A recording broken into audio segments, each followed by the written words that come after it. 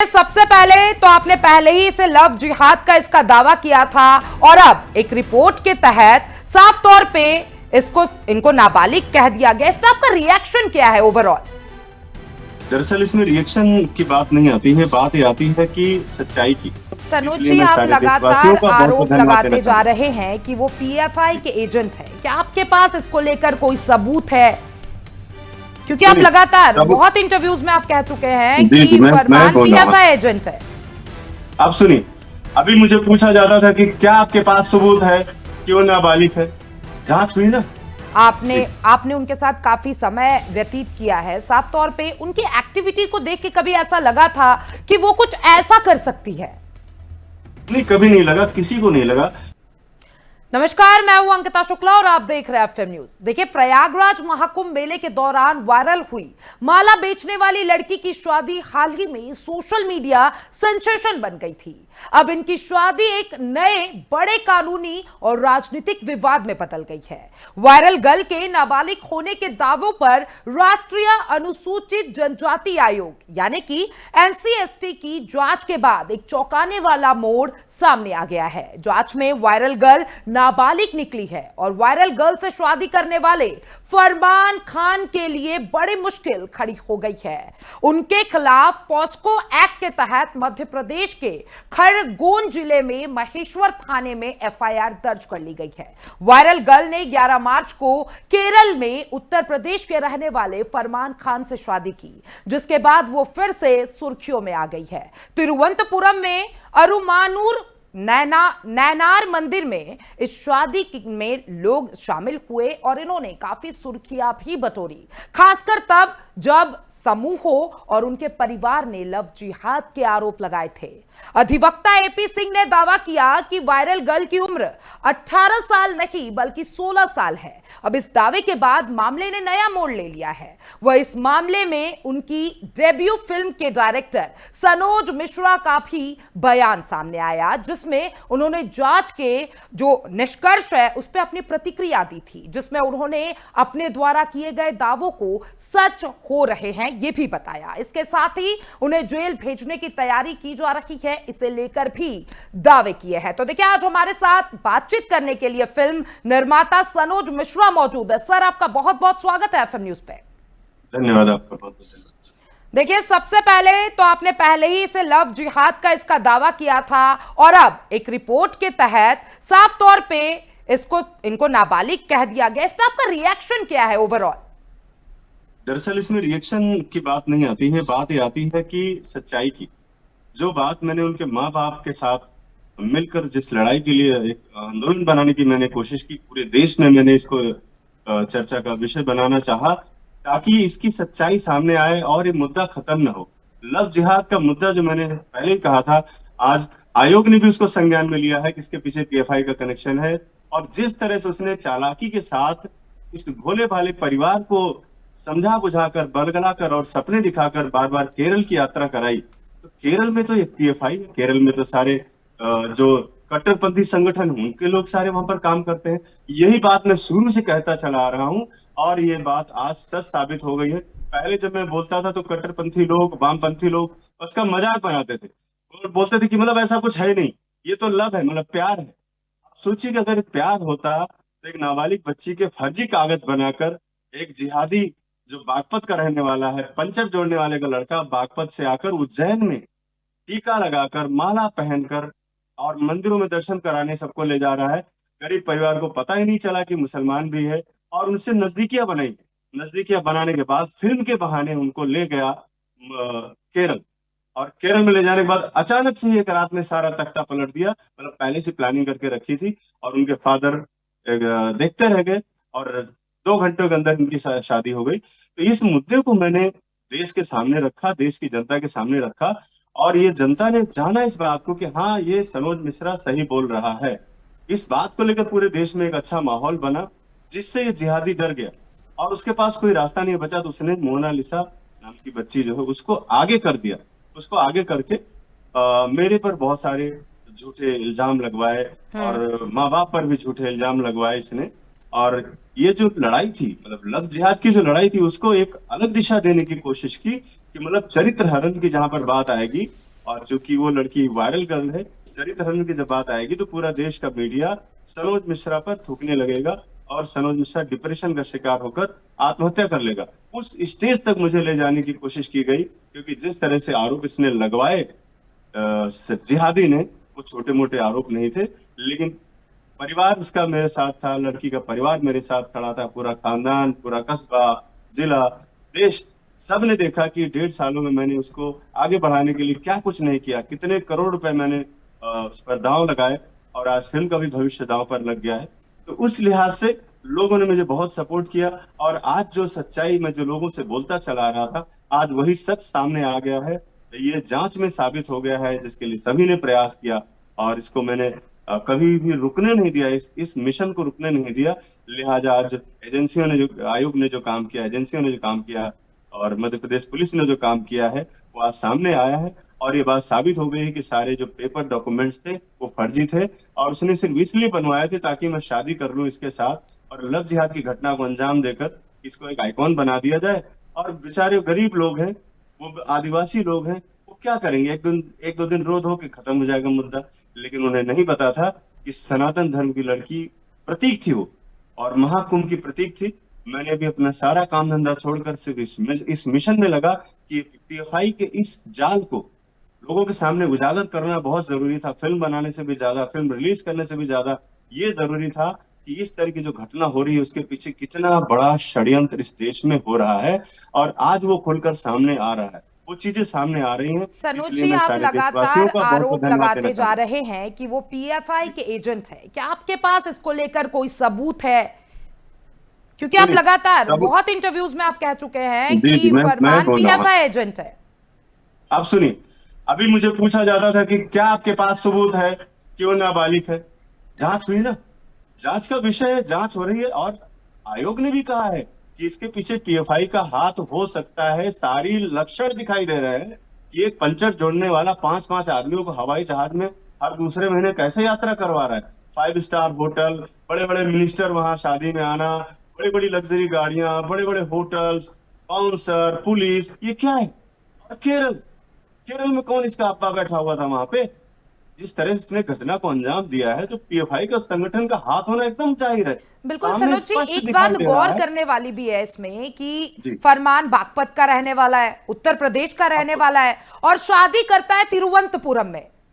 आपको, जी, यही बात, यही सवाल तो मैं शुरू से उठा रहा हूँ, और जो एंगल मैं बता रहा हूँ कि इसके पीछे कट्टरपंथी संगठन है, तो ये लक्षण सारे दिखाई दे रहे हैं, तब मैं बोल रहा हूँ। और इस पर आयोग ने भी इनको संज्ञान में लिया है, उन्होंने भी जांच के लिए आदेश आगे किए हैं। अधिकारियों ने कहा है कि इस एंगल से भी जांच की जाए, इसके पास इतना पैसा कहाँ से आ गया, इसका जो विदेशी कनेक्शन भी खंगाला जाए, क्योंकि इसने लगा ताबड़तोड़, उसने जिद करके जल्दी से जल्दी पासपोर्ट क्यों बनवाया? क्या जरूरत थी उसकी? जब कोई फिल्म ही नहीं बननी थी तो आखिर पासपोर्ट क्यों बनवाया गया? ये बहुत बड़ी सोची समझी साजिश थी। और मैं आपको एक बात आज आपके चैनल से के माध्यम से कहना चाहूंगा, क्योंकि इसके ऊपर कानूनी शिकंजा कस रहा है, तो मुझे पूरा विश्वास कि केरल सरकार इसको अपने बचाव के लिए कहीं ना कहीं इसको हो सकता है ट्रांसफर कर दे, शिफ्ट कर दे, या इसको कहीं विदेश न भेज दे, सहूलियत दे करके। तो मैं एजेंसियों से आग्रह करना चाहूंगा कि इस एंगल से भी सावधान रहने की जरूरत है कि फरमान कहीं देश छोड़कर फरार नहीं हो जाए। देखिए सनोज जी, आपने जी। आपने उनके साथ काफी समय व्यतीत किया है। साफ तौर पे उनकी एक्टिविटी को देख के कभी ऐसा लगा था कि वो कुछ ऐसा कर सकती है? नहीं, कभी नहीं लगा, किसी को नहीं लगा। और उनका फैमिली, जो उनका परिवार 24 घंटे साथ में रहता था, जब उनको किसी ऐसी कोई आशंका नहीं हुई, तो मेरा तो था कि भाई शूटिंग के दौरान हूँ, या मैं जब ट्रेनिंग में कभी कभी जाता था देखने के लिए कि भाई कैसा प्रोग्रेस क्या हो रहा है, कुछ सीख पा रही है, आगे बढ़ पा रही है कि नहीं, या कुछ और चीजों की जरूरत है उसको। तो मेरी जो जो उसके साथ मीटिंग्स थी वो यदा कदा वाली थी कभी।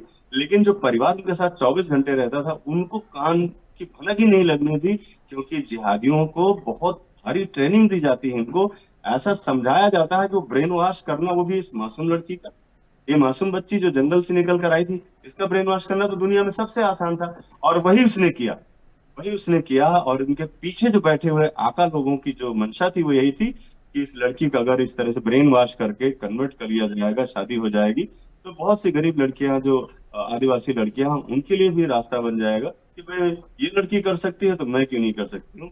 इसलिए इसको रोल मॉडल बनाने की पूरी कोशिश की गई, और रातों रात ताबड़तोड़ अरे 16 साल की उम्र में शादी का क्या मतलब होता है, मुझे ये बताया जाए पहले। इतना जल्दबाजी में क्यों किया गया? अगर कुछ ऐसी बात भी थी तो कम से कम सामने लाया जाता, समझा जाता उसको। और मंदिर में जाकर, सिर्फ हिंदू धर्म को बदनाम करने के लिए मंदिर में ले जाकर शादी की जा रही है, जहां पर ये कहा जा रहा है कि मैं तो मुसलमान हूँ, मुसलमान ही रहूंगा। तो तुम्हें तो मंदिर में हमारे यहाँ प्रवेश भी वर्जित है। वो कौन से पंडित ऐसे थे, कौन से मौलाना ऐसे थे? मुझे तो लगता है मौलाना ही थे जो पंडित बने हुए थे वहां पर। इसको घुसने कैसे दिया मंदिर में? और जिस तरह से मंदिर को अपवित्र किया इसने, और कहा कि मैं मुसलमान रहूंगा, ये हिंदू रहेगी, तो ये क्या बात होती है? मुसलमान रहूंगा, हिंदू रहेगी, टीका क्यों लगाया? टीका लगाते ही तो तुम विधर्मी हो जाते हो, टीका लगाते ही तुम काफिर हो जाते हो, और तुम बोले मैं मुसलमान हूँ। तुम रुद्राक्ष की माला पहने हो, तुम बोलते हो मैं मुसलमान हूँ। तुम धोखा देकर, फरेब देकर एक लड़की को हरण करके लाते हो और बोलते हो मैं मुसलमान हूँ। ये कौन सा मुसलमान है? कौन से धर्म में लिखा है भाई? इस तरह से जो धोखा देकर, फरेब देकर के जो बताया जाए कि मैं मुसलमान हूँ, तो मुझे तो क्वेश्चन मार्क शुरू से ही लग रहा था। और वही बातें मैंने देश जनता के सामने रखी हैं, और वो बातें आज सच साबित हो रही हैं। सारी बातें क्रिस्टल क्लियर हो रही हैं, सब चीजें आईने की तरह साफ हो रही हैं। पहले लोगों को लगता था कि इसकी पिक्चर डूब गई है, फिल्म डूब गई है, इसलिए बहुत भड़का हुआ है, अपनी भड़ास निकाल रहा है। लेकिन आज सब पता चल पा रहा है लोगों को कि जो मैंने बोला था वो अक्षरशः सत्य है, और आगे भी जो बोल रहा हूँ वो भी सच साबित होने वाला है। देखिए सनोज जी, आपने शुरुआत से एक बात कही है कि ब्रेन वॉश किया गया है, वायरल गर्ल का बार बार ब्रेन वॉश किया गया है। साफ तौर पे जी। इसको लेकर कोई सबूत है या कोई ऐसा आपके सामने कोई घटना हुई हो जिसको लेकर आप बार बार कह रहे हैं कि वायरल गर्ल का ये ब्रेन वॉश किया है फरमान ने? दरअसल इस तरह की जो लव जिहाद की जितनी भी घटनाएं हुई हैं आज तक, जिसमें ब्रेन वॉश किया जाता है, उसमें सबसे पहले लड़की अपने माता पिता के खिलाफ हो जाती है। सेम वही उस लड़की ने किया।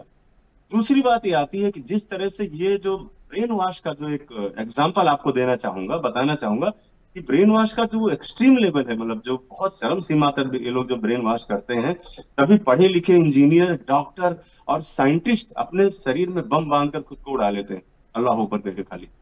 तो ब्रेन वॉश अगर ये नहीं है तो क्या है? कि 10 दिन के अंदर ही वही लड़की जो अपने माँ बाप के बगैर नहीं रह सकती थी, अचानक से पलट गई, माँ बाप उसके लिए दुश्मन हो गए।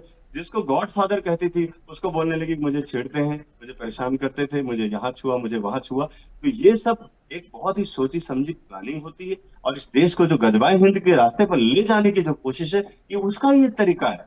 इसमें कोई इस बट की बात ही नहीं है। और जिस तरह से सारी चीजें लोगों के सामने आ रही, केरल, बागपत, उज्जैन, फिल्म एक्टर बोलना अपने आप को, बाप को कमिश्नर का रोल देना, मतलब कितना झूठ बोलोगे, कितना झूठ बोलोगे? और इन झूठ के आगे जो भी चीजें हैं वो अब क्लियर हो रही हैं सामने, और ब्रेन वॉश भी क्लियर हो जाएगा। अगर 2-4 दिन के लिए उस चंगुल से बाहर आएगी लड़की, तो जरूर क्लियर हो जाएगा कि ब्रेन वॉश था। ये भी मैं आपको बता के जा रहा हूं। सनोज जी देखिए, साफ तौर पे आप पे आरोप लगाया गया, आपने छेड़छाड़ की है, आपने एक ऐसी लड़की को मतलब मेले से उठाकर और एकदम फिल्म इंडस्ट्री तक का सफर कराया। क्या आपको कभी रिग्रेट होता है? और रिग्रेट के साथ साथ ये जो छेड़छाड़ का आरोप है, इसमें कितनी सच्चाई है? देखिए, रिग्रेट तो मुझे उसी दिन हुआ था जिस दिन इसने ये कांड किया था। और जिस तरह से लोगों ने मुझे ट्रोल किया, थ्रेट किया, तो लोगों का कहना सही है कि जो सफलता बिना मेहनत के मिल जाती है उसकी कदर नहीं होती है, उसकी कीमत नहीं होती है। उसको माला बेचते बेचते उसको पॉपुलैरिटी मिल गई, उसको घर बैठे बैठे फिल्म मिल गई, उसको बड़े बड़े हवाई जहाज, सफर, फिल्म, एक्टर, ये सब मिल गया अपने आप। तो उसकी कीमत क्या समझेगी? इसका कीमत वही समझेगा जो नाक रगड़ेगा, घिसेगा, अपना जीवन देगा, समर्पण देगा, तब उसको इस बात का पता चलेगा। तो ये मेरी गलत धारणा थी कि मैं जीरो से हीरो बना दूंगा, या मैं किसी को उठाकर बहुत बड़ा बना दूंगा, या छोटी आंखें भी बड़ा सपना देख सकती हैं। मुझे लगा था कि मैं एक मिसाल बनाऊंगा, तो वो मैं पूरी तरह से फेलियर रहा हूँ। और इस बात में पूरे देशवासियों से माफी भी मांगता हूँ कि कोई भी ऐसा काम ना करे जो जहां पर उसको वहीं रहने देना चाहिए। किसी को आगे बढ़ाने उठाने की कोशिश ठीक नहीं है, क्योंकि वो डिजर्व नहीं करते, वो उसकी कीमत नहीं पता होती। उन्हें जो अचानक चीजें मिल जाती है उसकी कीमत नहीं पता होती है। तो मैं इसके लिए लोगों से माफी भी मांगता हूँ। दूसरी बात जो आपने कही कि छेड़छाड़ की कहाँ तक बातें हैं, तो 400 लोगों की यूनिट थी, 5 आदमी उनके परिवार के साथ में थे। 400 लोगों में से एक भी आदमी कोई बोल दे, उनका फैमिली का कोई आदमी बोल दे, या उनके खानदान में, उनके परिवार में, पूरे प्रदेश में कोई बोल दे कि ऐसा मैंने किया होगा, तो मैं मानूंगा ना। हम्म। उससे तो बुलवाया जा रहा है। और जो बुलवाई जा रही बातें हैं वो उनके माँ बाप के खिलाफ भी बुलाई जा रही है कि माँ शराबी हो गई, तुरंत बाप अय्याश हो गया, मैं छेड़छाड़ करने लगा। तो ये सब वो कठमुल्ला जो बैठा हुआ है, जो शिकंजे में फंस रहा है, उसने अपने बचाव के लिए इस लड़ाई की दिशा को मोड़ने के लिए, इस लड़ाई को भ्रमित करने के लिए लव जिहाद के एंगल से लोगों का ध्यान हटाने के लिए किया है। ये मैं लगातार कहता आ रहा हूँ और यही अक्षरशः सत्य है। सनोज जी, देखिए साफ तौर पे एक सवाल सबसे महत्वपूर्ण हो जाता है, क्योंकि देखिए अगर आप किसी को फिल्म ऑफर कर रहे हैं तो सबसे इंपॉर्टेंट यही हो जाता है सनोज जी कि आपने उससे कोई कॉन्ट्रैक्ट साइन नहीं करवाया, विदाउट कॉन्ट्रैक्ट आप फिल्म बनाने चले गए। नहीं नहीं, ऐसा नहीं था। अ, हमारे बीच जो भी चीजें थी वो हुई हैं। और सबसे बड़ी बात है कि जो उस समय की परिस्थितियां थी, जो सर्कमस्टांसेस थे, तो वो एक गरीब परिवार और आदिवासी परिवार, मैं वहां जाकर के 150 पन्ने का एग्रीमेंट लेकर अगर बैठता तो कल को मीडिया ही बोलता कि मुंबई का डायरेक्टर गया वहां पर और उन गरीब फैमिली वालों को खरीद लिया इसने, उन वासियों को खरीद लिया इसने। इसलिए मेरी जो जुबान थी वही आज भी है। हमारे बीच जो एग्रीमेंट जुबानी हुआ था, उनका फैमिली आज भी उसको फॉलो करता है और मैं भी करता हूँ। मैंने भी जो उसको कहा था, जो वादा किया था, मैंने वो वादा अक्षरशः मैंने पूरा किया है आज की तारीख में। और रही बात जहां पर एग्रीमेंट की, तो कोई ऐश्वर्या राय तो थी नहीं कि उसके साथ सारे टर्म्स कंडीशन लिखूंगा, बात करूंगा। वो तो फैमिली की बात थी, घर की जैसी बात थी और घर के जैसा ही ट्रीटमेंट था, घर के जैसा मेरा नजरिया था। मैं उस तरह का जिहादी नहीं हूं कि उज्जैन में जाकर उसको बहन बहन बोलूं और उसके बाद बोलूं कि मैं इससे प्यार करता हूं और शादी कर लूं। मैं हम्म।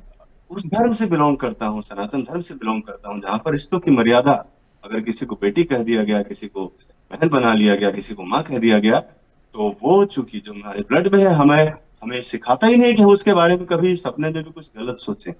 ये तो उन लोगों के यहाँ है। हम्म।